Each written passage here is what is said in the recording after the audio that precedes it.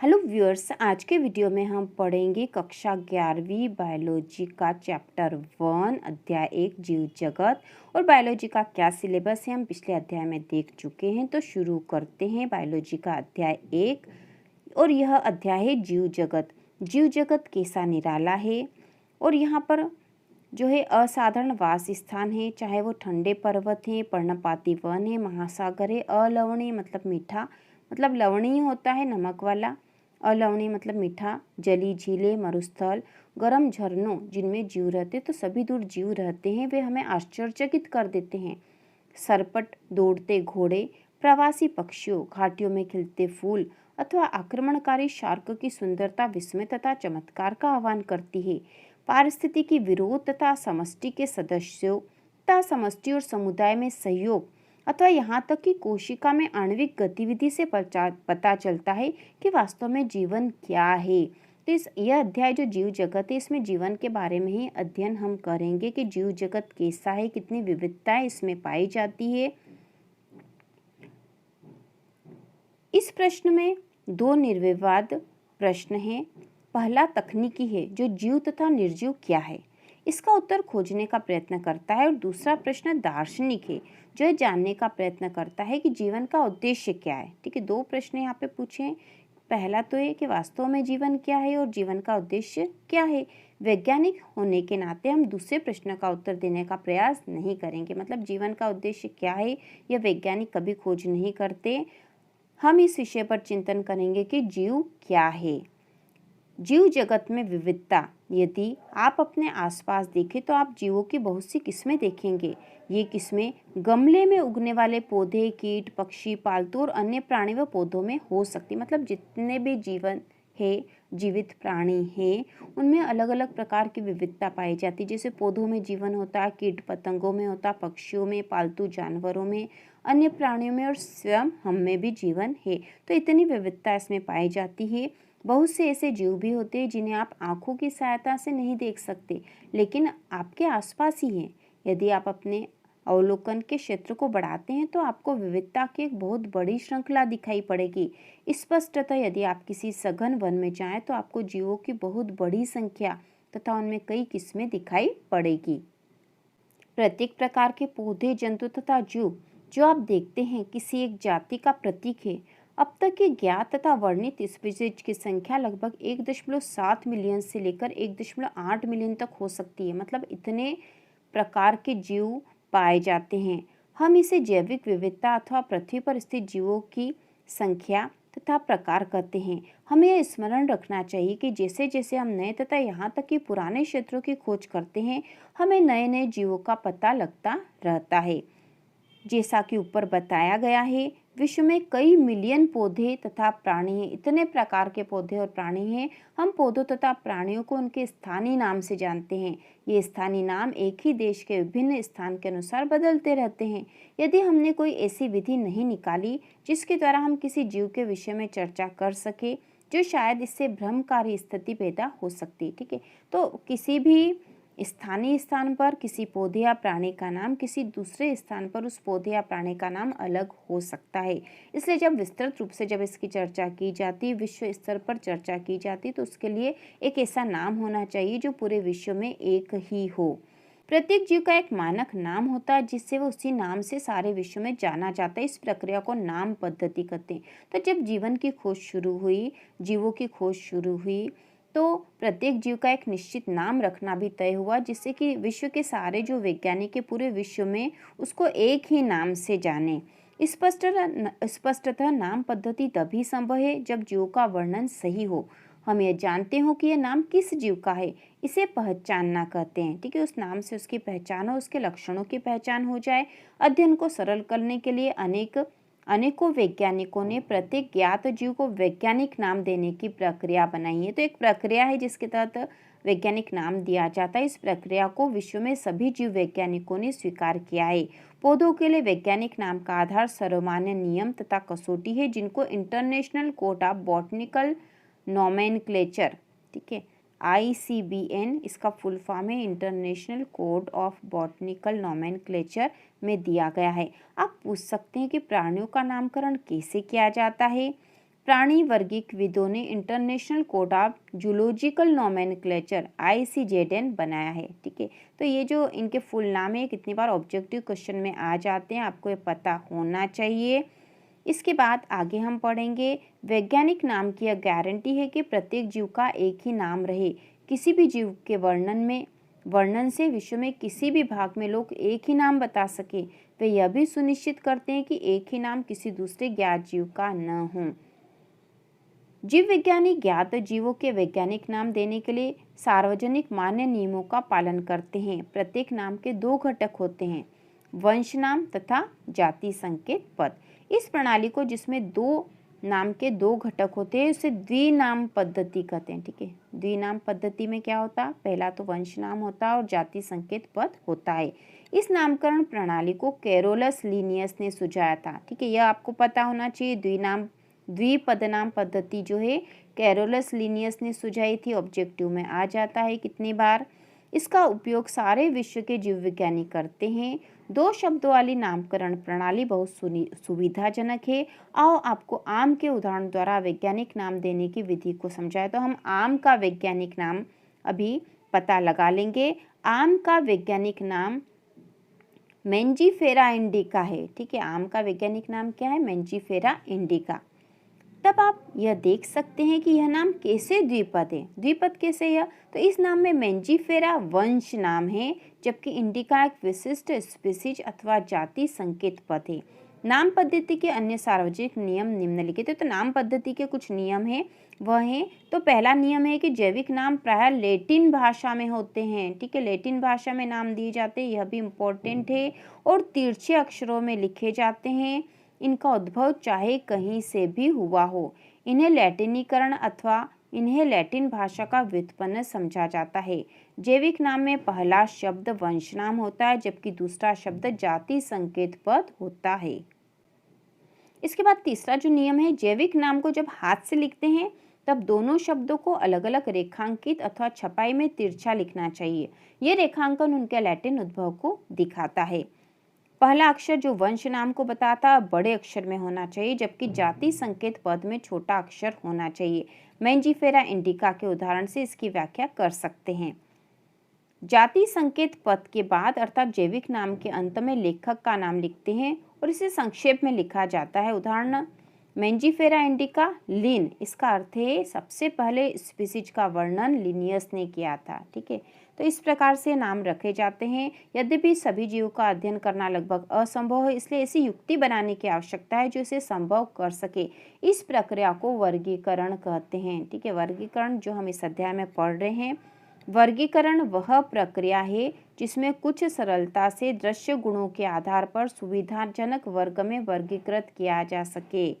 उदाहरण के लिए हम पौधों अथवा प्राणियों और कुत्ता, बिल्ली अथवा कीट को सरलता से पहचान लेते हैं। ठीक है, वर्गीकरण क्या है, वह एक प्रक्रिया है जिसमें कुछ सरलता से दृश्य गुणों मतलब जो गुण हमको दिखाई दे रहे हैं उसके आधार पर सुविधाजनक वर्ग में वर्गीकृत किया जा सके। जैसे हम उसको देख के, कोई जीव हमारे सामने है, कोई पौधा हमारे सामने, तो उसको देखकर हम उसका वर्गीकरण कर सके। उदाहरण के लिए हम पौधों अथवा प्राणियों और कुत्ता, बिल्ली अथवा कीट को सरलता से पहचान लेते हैं। ठीक है, हम किसी पौधे और किसी प्राणी को आसानी से अलग अलग पहचान लेते हैं क्योंकि उनको हम देख के अलग अलग वर्गीकृत कर सकते हैं।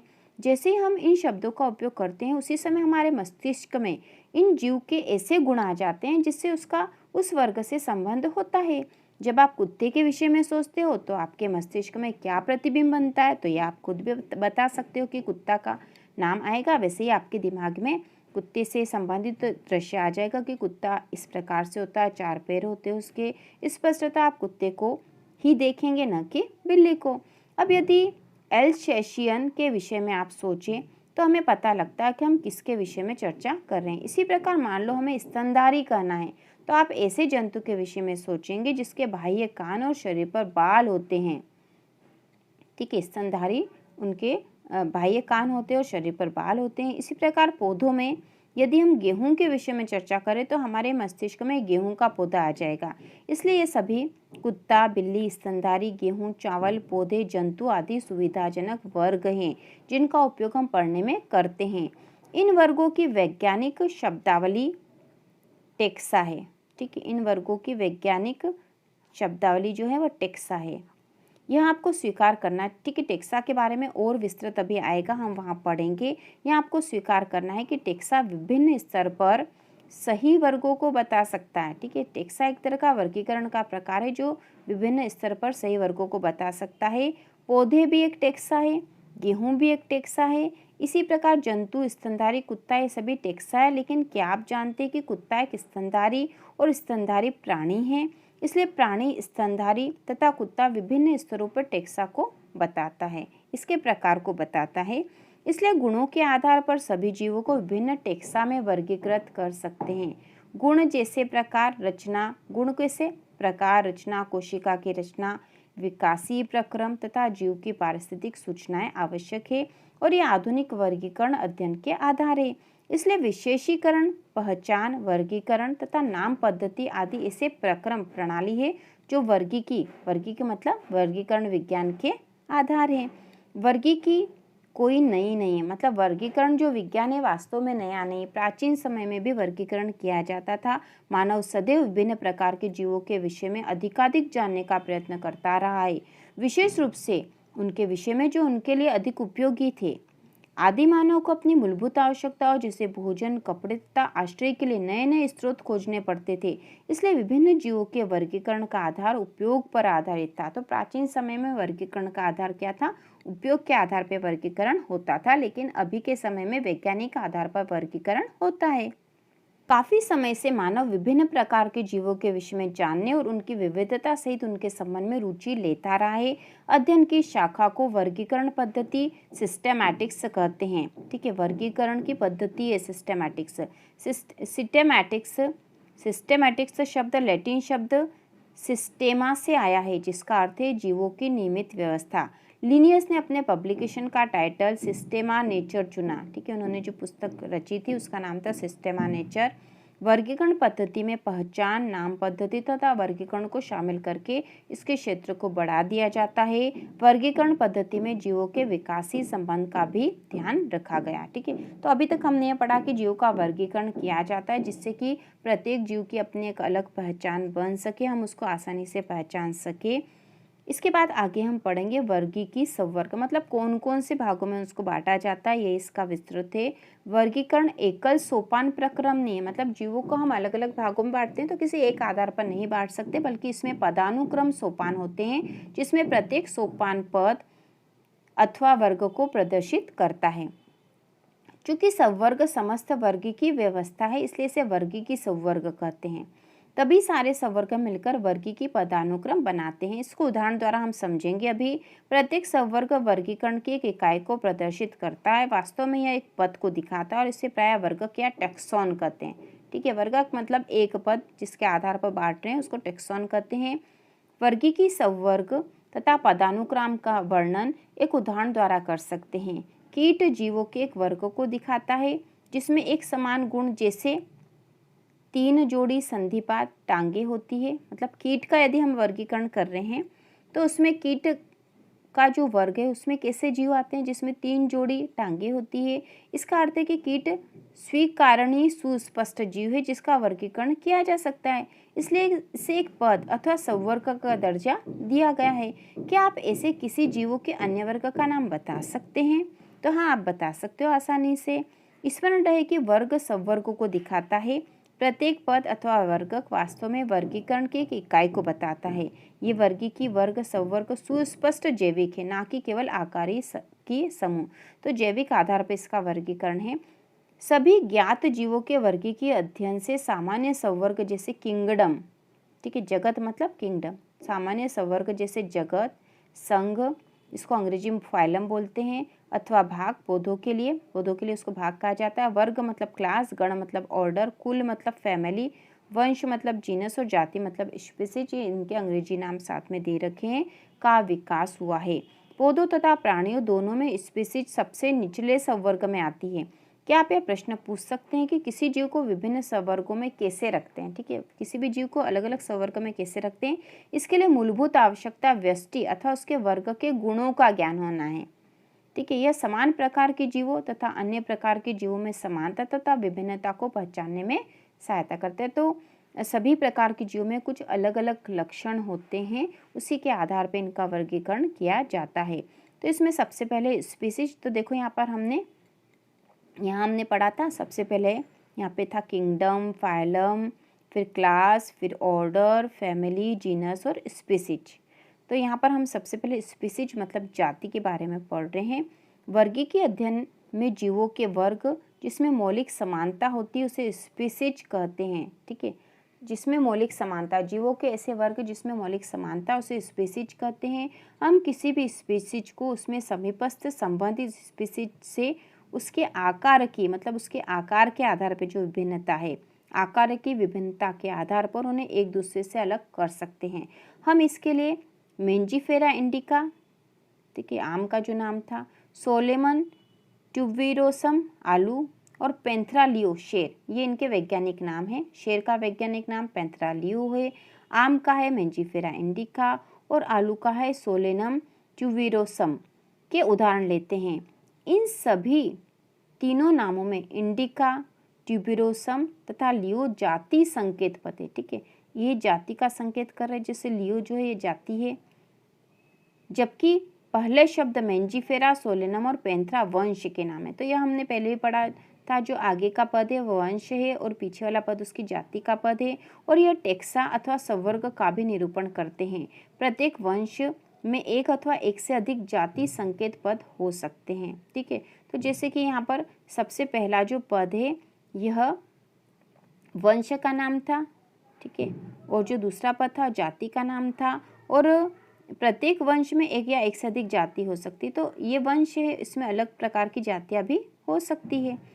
जो विभिन्न जीवों जिनमें आकार की गुण समानों को दिखाते हैं। उदाहरणार्थ पैंथेरा में एक अन्य जाति संकेत पद है जिसे टिग्रिस कहते हैं।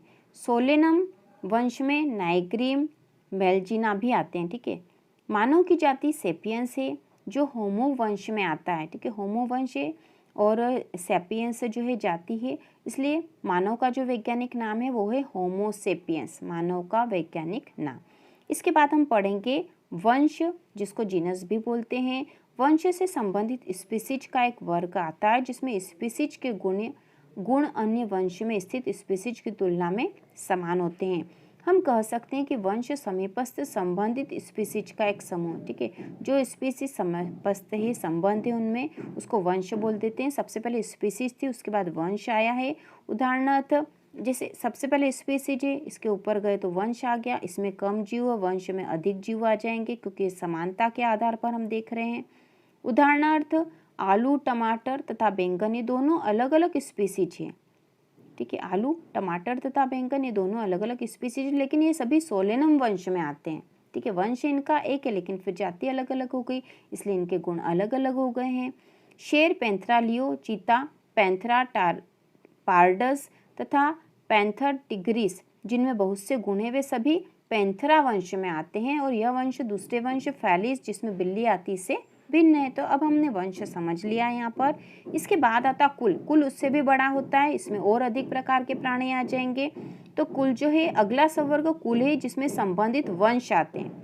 वंश स्पीसीज की तुलना में कम समानता प्रदर्शित करते हैं। कुल के वर्गीकरण का आधार पौधों के कायिक तथा जनन गुण है। ठीक है, उदाहरणार्थ पौधों में 3 विभिन्न वंश सोलेनम, पिटूनिया तथा धतूरा को सोलेनेसी कुल में रखते हैं। ठीक है, ये जो 3 वंश है इन तीनों को जो सोलेनेसी कुल में रखा जाता है। जबकि प्राणी वंश पैंथेरा जिसमें शेर, बाघ, चीता आते हैं को फेलिस बिल्ली के साथ फेलिडी कुल में रखे जाते हैं। कुल इनका एक ही है लेकिन वंश अलग हो गया, उसके बाद जातियाँ फिर अलग हो गई। इसी प्रकार यदि आप बिल्ली तथा कुत्ते के लक्षण को देखो तो आपको दोनों में कुछ समानताएं तथा कुछ विभिन्नताएं दिखाई पड़ेगी। उन्हें क्रमशः 2 विभिन्न कुलों कैनिडी और फेलिडी में रखा गया है।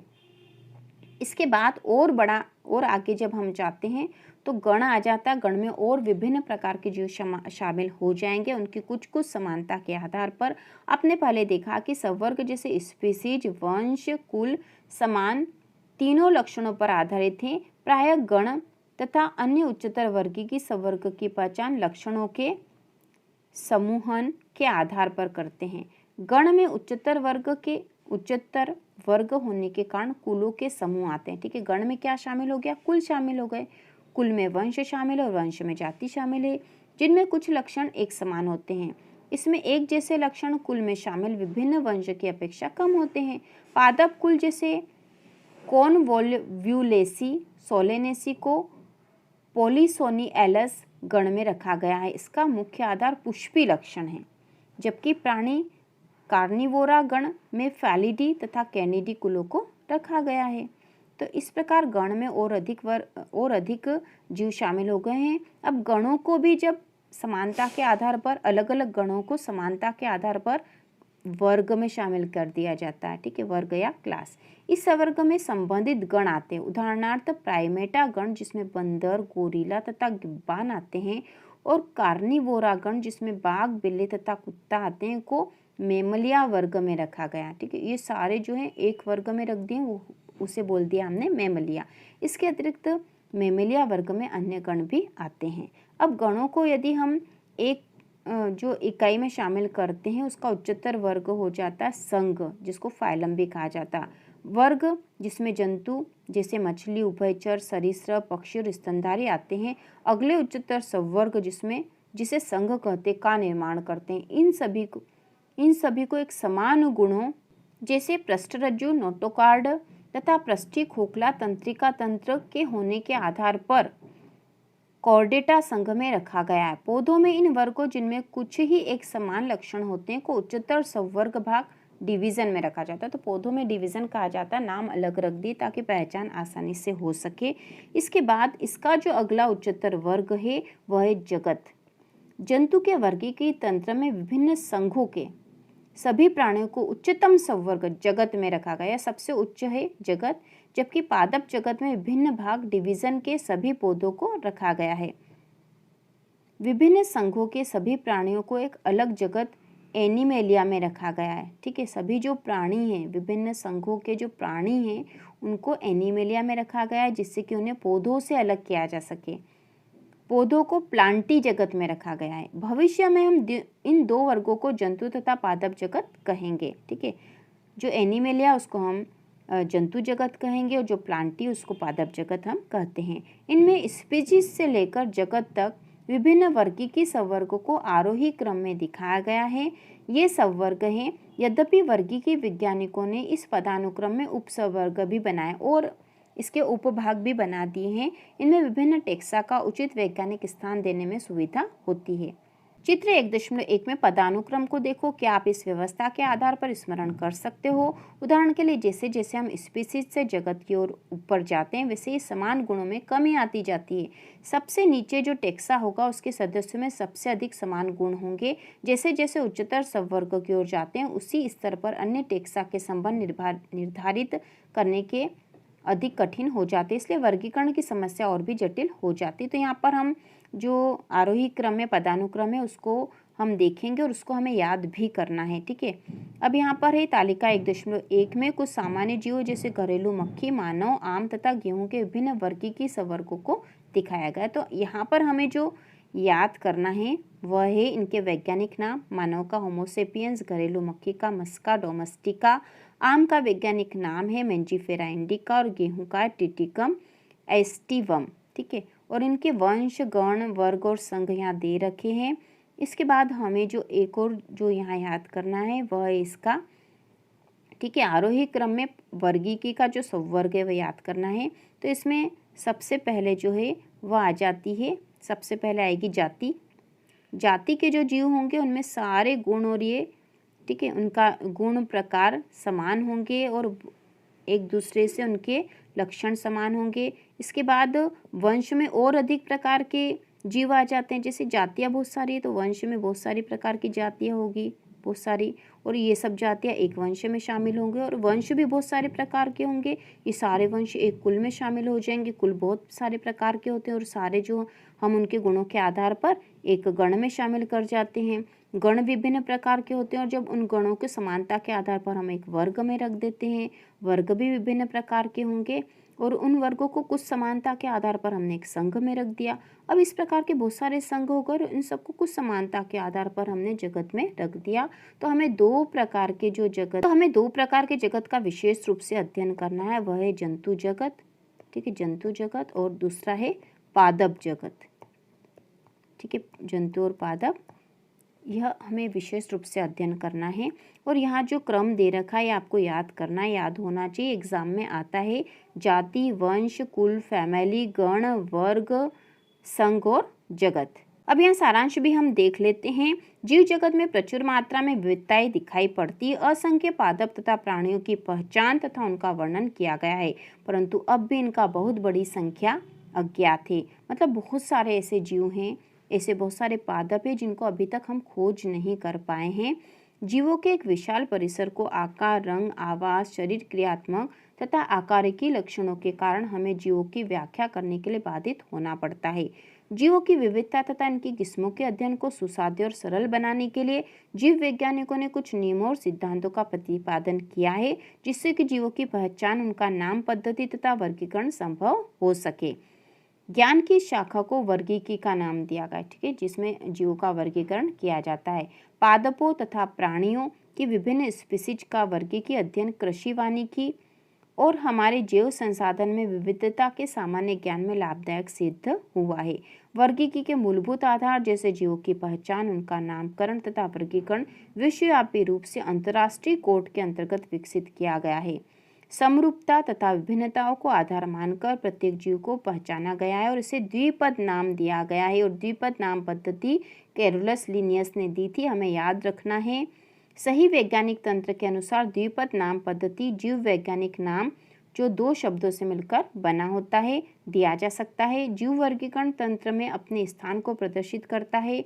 बहुत से वर्ग पद होते हैं जिन्हें प्रायः वर्गीकी, सबवर्ग अथवा टेक्सा कहते हैं। ये सभी वर्ग वर्गीकी पदानुक्रम बनाते हैं। तो इस अध्याय में जो जो हमें याद करना है वो अंडरलाइन आपको करते रहना है। जहाँ जहाँ आपको बताया था कि आपको याद कर लेना है। इसके बाद भी हम जब इसके क्वेश्चन आंसर करेंगे तो इम्पोर्टेंट क्वेश्चन भी साथ में देखते जाएंगे। ठीक है, सारे जो इम्पोर्टेंट क्वेश्चन है वह हम देखते जाएंगे साथ में। इसके क्वेश्चन आंसर भी हम तैयार करेंगे साथ में ही। तो इसी प्रकार के और वीडियो देखने के लिए कक्षा 11वीं बायोलॉजी की संपूर्ण तैयारी के लिए चैनल को सब्सक्राइब कीजिए।